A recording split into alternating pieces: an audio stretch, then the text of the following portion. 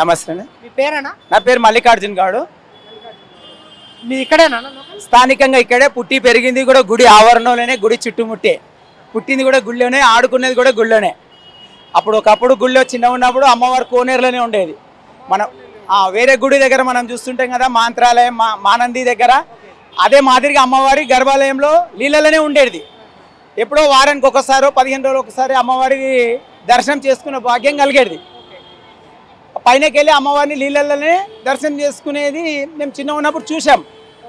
తర్వాత జనాలు భక్తులు పెరిగినా కొద్దు అమ్మవారు ఆమె స్వయంగా ఆమెనే అభివృద్ధి అనేది ఆమెనే చేసుకుంటూ పోతూ రోజుకు ఒకరిద్దరు నుండి ఈరోజు లక్షల జనాల వరకు వస్తున్నారు అమ్మవారి భక్తులు.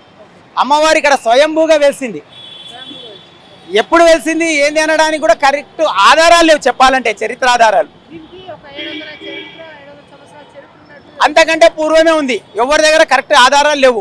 మీరు చరిత్ర తిరిగేసి చూస్తే ఎప్పుడు ఏ యుగమా అనడానికి కూడా ఆధార్ కరెక్ట్గా లేదు.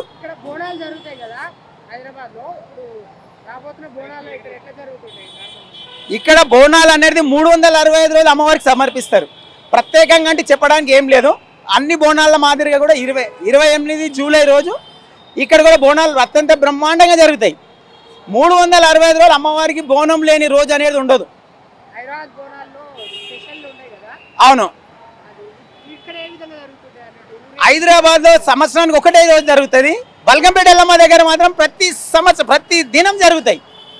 నైవేద్యం లేని అమ్మవారి బోనం అనేది ప్రతిరోజు ఉంటుంది. ఉదయం 5 గంటల నుంచి మొదలు పెడితే రాత్రి గుడి బంద్ అయినా కానీ అమ్మవారికి బోనాలు సమర్పించుకుంటారు భక్తులు. అమ్మవారు స్వయంభూగా వెలిసింది, చాలా సత్యం గల్ల తల్లి. అమ్మవారి దగ్గర నుండి జలం ఊరుతుంది.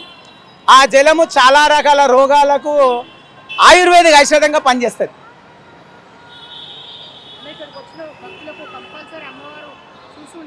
ఖచ్చితంగా అమ్మవారి రక్షణ ఉంటుంది. నేను స్వయంగా నాదే చెప్తా ఉన్నా. మేము చిన్న ఉన్నప్పుడు తినడానికి కూడా తిండి లేని పరిస్థితి. ఈరోజు మేము లక్షలు కాదు కోట్ల పడగెత్తినామనే చెప్పాలి. అదంతా అమ్మవారి భిక్ష అని నేను అంటాను.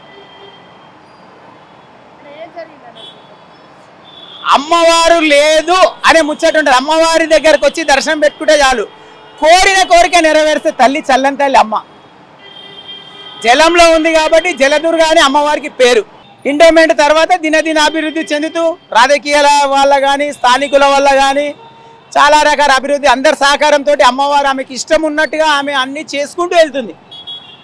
ఎవరిది క్రెడిట్ అనేది కాదు, అమ్మవారు స్వయంగా ఆమె ఆజ్ఞ ప్రకారమే అన్నీ చేపించుకుంటుంది.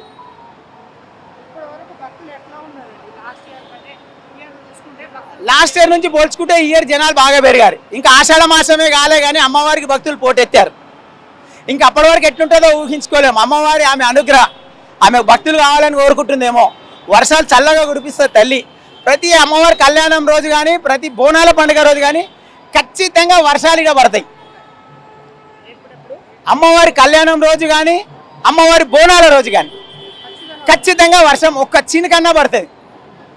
భారీ ఎత్తున అమ్మవారి కళ్యాణం జరిగిన ఎంపడే విపరీతమైన ఉదయం ఎండ కాస్తుంది, మధ్యాహ్నం నుండి వర్షం విపరీతమైన వర్షం పడుతుంది. అట్లా కాదు అనేది ముచ్చట కాలేదు ఇంతవరకు నాకు తెలిసినప్పటి నుంచి. సుమారుగా 30-35 సంవత్సరాల నుంచి అమ్మవారి కళ్యాణోత్సవం జరుగుతుంది. ఒకప్పుడు చిన్నగా గర్భాలయంలో వందల జనాలతో జరిగేది. ఈరోజు లక్షల జనాల మధ్యలో అమ్మవారి ఆలయం ముందు భాగంలో జరుగుతుంది. ఒకప్పుడు గర్భగుడిలోనే జరిగేది అమ్మవారి కళ్యాణం. నమస్తే అన్న. నమస్తే, చెప్పండి. మీ పేరు? నా పేరు అనిల్ అన్న. ఇక్కడ ఉంటారన్న? నేను దూల్పేటలో ఉంటాను. దూల్పేట మంగళాట్ నివాసి గుఫానగర్లో ఉంటాను. గత కొన్ని సంవత్సరాలుగా అమ్మవారి గుడిలో దర్శనాలు కానీ కళ్యాణం కానీ కొన్ని సంవత్సరాలుగా కంటిన్యూగా వస్తుంది. చాలా మంచిగా అంగరంగ వైభవంగా చేస్తారన్న ఇక్కడ. రెగ్యులర్గా వస్తున్నామన్న. యాక్చువల్లీ మార్నింగ్ వస్తే చాలా బాగా దర్శనం అవుతుంది. 4 గంటల నుంచి అభిషేకాలు అవి ఇవి ఉంటుంది.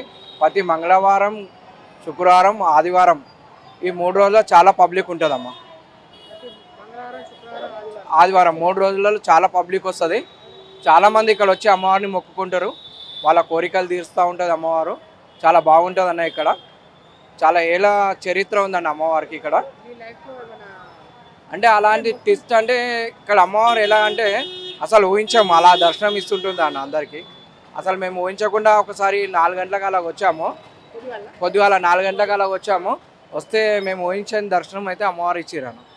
అంటే అభిషేకం కానీ అర్చన కానీ లోపల వడి బియ్యం పోయడం కానీ అలంకరణ కానీ అలాంటివి చాలా చాలా బాగుంటుంది. నవరాత్రుల్లో ఇంకా బాగుంటుంది అన్న. ఆ 9 రోజులు నవరాత్రులలో ఒక రోజు వస్తాం మేము. ఆ 9 రోజుల్లో ఒక రోజు చాలా బాగుంటుంది అన్న. ఓల్డ్ సిటీ బోనాలు అంటే సంవత్సరానికి ఒకసారి వస్తుంటాయి మనకు. ఆ, ఇక్కడ రెగ్యులర్ బోనాలు జరుగుతాయి కదా, ఏ విధంగా అనిపిస్తుంది? ఇక బోనాల పండుగ అంటేనే హైదరాబాద్లో కొత్త జోష్ అన్న. ఇక యువకులకు కానీ పెద్దవాళ్ళకి కానీ ఆడపిల్లలకు కానీ ఇంట్లో ఉన్న వాళ్ళకి కానీ బోనాల పండుగ ఎప్పుడు వస్తుందని ఎదురు చూస్తుంటారు ఆడపిల్లలు అయితే. ఇక్కడ ఫస్ట్ బోనం అయితే గోల్కొండలో అవుతుందన్న. దాని తర్వాత అమ్మవారి కళ్యాణము, తర్వాత ఇక వారం వారం ఓల్డ్ సిటీ కానీ సికింద్రాబాద్ కానీ అన్ని చోట్ల వారం వారం ప్రతి ఆదివారం బోనాలు అవుతుంటుందన్న. ఇక మీకు చెప్పాల్సిన అవసరం లేదు. ఇక హైదరాబాద్ బోనాలు అంటే ఎలా ఉంటుంది, తెలంగాణ అంటే ఎలా ఉంటుంది, ఇక అన్నీ ఇక్కడ మీకు చూడాల్సిన విధంగా ఎక్కడెక్కడ ఏ విధంగా చేస్తారో వారం వారం ఉంటుందన్న ఇక్కడ. నమస్తే అమ్మా. నమస్తే. మీ పేరు? తెల్లా ప్రమీల, ఎక్కడ ఉంటారమ్మా? వెంకటాపురం. రెగ్యులర్గా వస్తుంటారు అమ్మ ఇక్కడికి? వెళ్ళమంటే వచ్చి దర్శనం చేసుకొని పోతాం. ఎట్లా అనిపిస్తుంటా మీకు? మాకు నమ్మకం, ఇంటి దేవుడు మంచిగా అనిపిస్తుంది. ప్రతిసారి కళ్యాణం ఉంటుంది. కళ్యాణం శ్రావణంలో ఫస్ట్ మంగళవారం ఉంటుంది. ఆషాఢం ఫస్ట్ మంగళవారం. ఈ సంవత్సరం చేస్తున్నాం. మళ్ళీ ఈ సంవత్సరం చేస్తున్నారు. ఎట్లా అనిపిస్తుంది? ఇప్పుడు అమ్మవారి ఆశీస్సులు ఏ విధంగా ఉంటాయి? మంచిగా ఉన్నాయి. ఏమైనా కోరికలు తీరినాయి అమ్మ మీరు? అమ్మవారి మొక్కులు చెప్పండి. మొక్కుకుంటే తీరితేనే కదా వస్తుంటాం. ఏమని ఏ- ఏమని అంటే మేము కోరుకునేది ఏంది, ఇది కావాలని కోరుకోను. మంచి జరగాలి, మీ ఆశీర్వాదం మా మీద ఉండాలి. అప్పుడప్పుడు వచ్చి దర్శనం చేసుకుంటాము, కళ్యాణం చేపిస్తాము, అందరూ మంచిగా ఉండాలని మొక్కుకుంటాం. ఏమేం చేస్తుంటారు అమ్మ? బోనాలు ఉంటారు, అప్పుడప్పుడు వచ్చి బోనాలు చేస్తాము. అమ్మవారికి ఏమేమి పెడుతుంటారమ్మా? ఒడి బియ్యం పోస్తే బియ్యము, గాజులు, చీరే, తమలపాకులు, ఒక్కలు, కుడుకలు ఒడి బియ్యంలో పోసేటివి అవన్నీ చీరే. కళ్యాణం రోజు కూడా పోపిస్తారు అమ్మవారి ముంగట. కాదంటే మధ్యాహ్నం ఎప్పుడన్నా వచ్చి కూడా పోయొచ్చు.